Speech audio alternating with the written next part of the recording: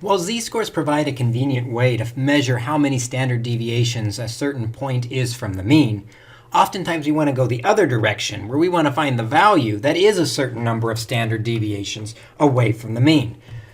This video is going to look at how we can find a value given its z-score. Now, we've already seen the formula for z is the value we're interested in minus the mean divided by the standard deviation.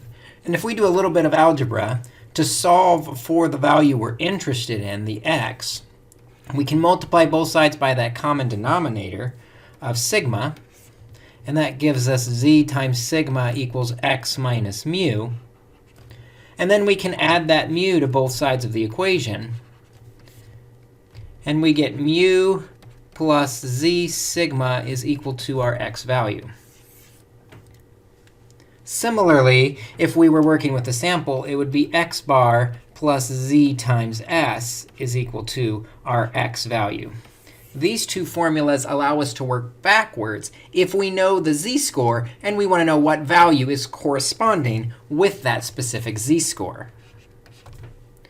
For example, it's been claimed that the average male height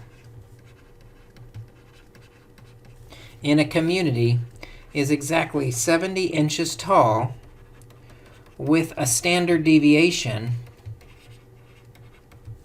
of 3 inches. We want to know how tall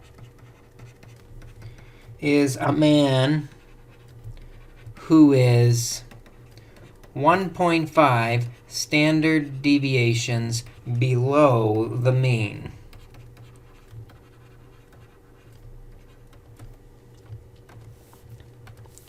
I always think of x as the value that has context and meaning. So here we're talking about the male height. X is the male height with context and meaning. It is equal to mu, the average, which is 70 inches, plus z. Z is the number of standard deviations we are from the mean. But it's important to note that this one is below the mean. To be below the mean, the z-score has to be negative. So z is negative 1.5 times sigma, the standard deviation, which is equal to 3. And so now I just have to put this in my calculator, 7 plus a negative 1.5 times 3. And I find out this is a man who is 65.5 inches tall.